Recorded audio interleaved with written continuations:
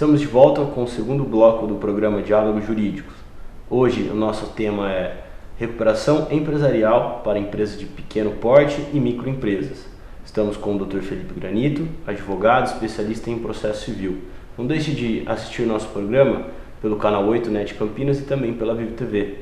Além disso, entrem por favor na nossa página do Facebook, comentem, façam perguntas sobre o tema de hoje, deixem sugestões de nova pauta e até mesmo sugestões para próximos programas e sugestões de convidados também. Dr. Felipe, continuando o nosso tema, há alguma regra específica para o processo de recuperação judicial para empresas de pequeno porte e para microempresas? É muito importante esse tema. Antes de responder sua pergunta, eu acredito que seja crucial nós falarmos de um ponto precioso nesse sentido. Muito se pensa que as recuperações judiciais e recuperações extrajudiciais são voltadas exclusivamente para empresas de grande porte, para multinacionais ou empresas que sejam já muito consolidadas, com um registro de livros muito grande já, e não é assim. Na verdade, a lei da recuperação judicial e falência, ela dispõe a possibilidade de se proceder com regramentos específicos e planos específicos a recuperação judicial e extrajudicial de microempresários e empresários de pequeno porte. Existem sim regulamentações distintas para esse tipo de empresa, embora, por exemplo, na recuperação judicial comum, que é o plano de recuperação judicial comum que nós conhecemos, existe uma possibilidade muito maior, um engessamento muito menor na elaboração desse plano. Por exemplo, cito como exemplo aí um caso que nós acabamos trabalhando, que a proposta inicial da empresa era um deságio de 60% do valor dos débitos e um parcelamento para pagar a dívida no prazo final de 40 anos. Então, porque não existe um engessamento próprio na lei de recuperação judicial e falência que proíba as empresas de apresentarem seu plano de recuperação. Então, se os credores aceitarem, concordarem com aquele plano através das Assembleias Gerais, ele pode ser executado. Eu vi a aprovação já de um plano de recuperação judicial no Rio de Janeiro, que o pagamento se dará em 18 anos, e teve um deságio de 70% do valor do débito em alguns casos específicos. Quando o senhor diz deságio, o senhor quer dizer um desconto, um abatimento no valor total da dívida? Exatamente. Pega-se o valor total da dívida, aplica-se esse deságio disposto no plano de recuperação judicial e aí paga-se o valor do débito com a retirada desse deságio. Então, quer dizer, por exemplo, numa dívida bancária que a empresa tinha de R$1 milhão, concedesse desconto até de 700 mil, ela ficaria com débito de 300 mil. Para pagar em 18 anos. Muito bom. Então, a empresa que tem um fluxo de caixa completamente comprometido, mas ainda existe uma viabilidade econômica, a recuperação judicial se mostra uma ferramenta fantástica para o empresário voltar a produzir, voltar a faturar naturalmente. Certamente. O intuito do processo de recuperação judicial e da institucionalização desse instituto no país é exatamente esse: fornecer ao empresário possibilidades de suportar suas crises financeiras, que são rotineiras, elas sempre acontecem, principalmente no nosso país. Mas então, especificamente para as recuperações judiciais e extrajudiciais de microempresários e empresários de pequeno porte, existe uma disposição específica dizendo que algumas regras precisam ser seguidas nos planos de recuperação. Então, vou citar algumas como exemplo. A ME e a EPP pode ter disposto no seu plano, que é o chamado Plano Especial de Recuperação, no máximo 36 meses para pagar os seus débitos. Então, ela pode propor um parcelamento, mas ele não pode superar 36 meses. Além disso, necessariamente, a atualização, a correção do débito, ele deve se dar com base na Selic. E também existe a possibilidade de se fazer deságio. Isso é bem importante, que embora tenha sido um pouco mais engessado, a lei não proibiu ou não limitou o deságio que pode ser aplicado pelas empresas de pequeno porte e microempresas. Então é possível a concessão desse deságio de forma ilimitada, mas necessariamente que se pague em 36 meses, e o início do pagamento ele precisa se dar no prazo improrrogável de 180 dias. Então essas são algumas estipulações mais diretas para a recuperação judicial, para a forma de se produzir um plano de recuperação. empresarial para microempresários e empresários de pequeno porte. Mas reitero, é possível que se faça e é completamente viável a sua elaboração. Depois de analisado, então, quais são as empresas que podem fazer jus à recuperação judicial ou extrajudicial, doutor, fale para a gente quais são os requisitos que a empresa deve cumprir, que ela deve atender para poder participar aí de um plano de recuperação judicial ou extrajudicial. Bom, acho que o requisito primordial que nós precisamos pontuar é a possibilidade efetiva de se recuperar. É necessário um plano de desenvolvimento econômico para verificar a viabilidade de execução de um plano de recuperação judicial e a viabilidade especificamente da empresa voltar a atuar no mercado, suportar essa crise financeira e retomar com saúde para iniciar suas atividades novamente. Acredito que esse seja o requisito principal. Além desse, existem alguns requisitos formais dispostos na lei que eu vou pontuar alguns deles.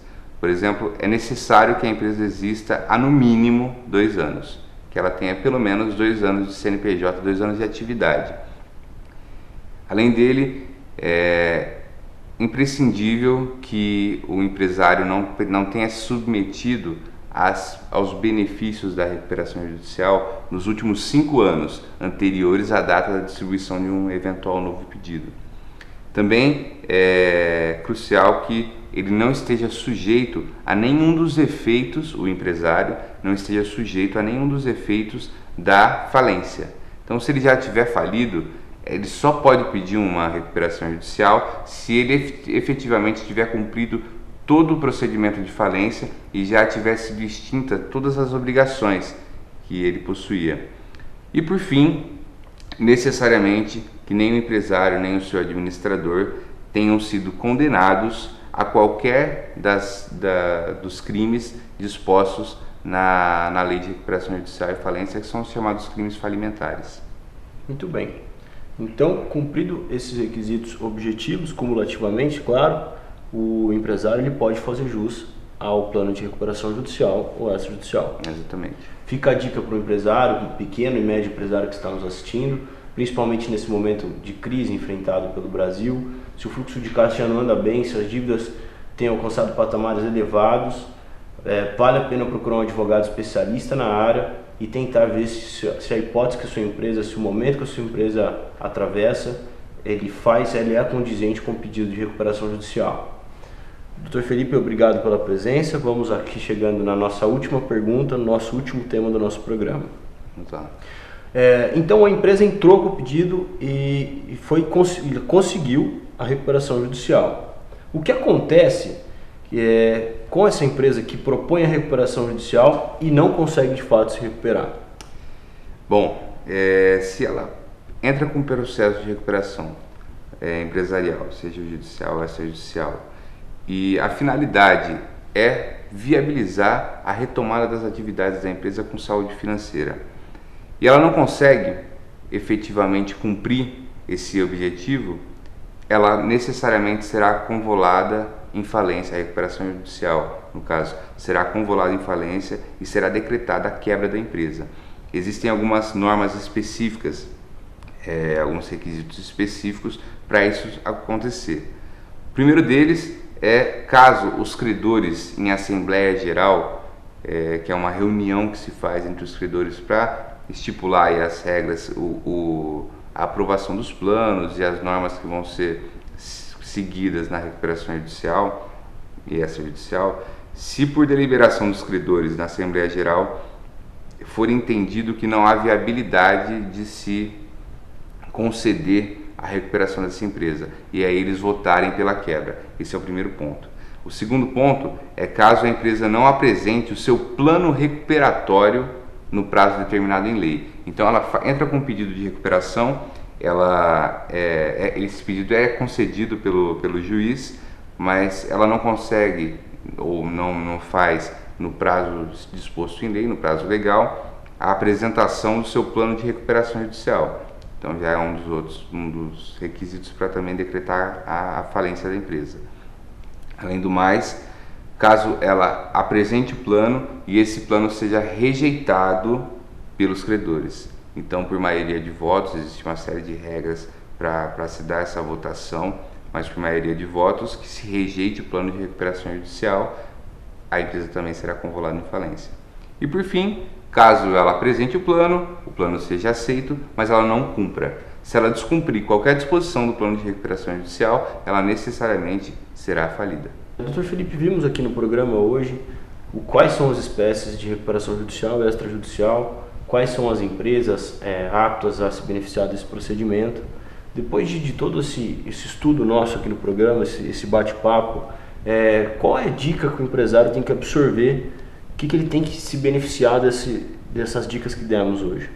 Bom, acredito que principalmente se ele está num momento de crise econômica, seja o grande empresário ou os empresários de pequeno porte, os microempresários, está suportando um momento de crise financeira evidente, eu acredito que antes de mais nada ele deve procurar um profissional, primeiro um profissional do direito que tem uma expertise na área para poder aconselhá-lo e desenvolver aí os planos necessários, mas também, principalmente, desenvolver um plano econômico da empresa, verificar a viabilidade econômica dela e fazer um valuation para entender se é ou não possível fazer um pedido recuperatório empresarial e qual seria a viabilidade disso.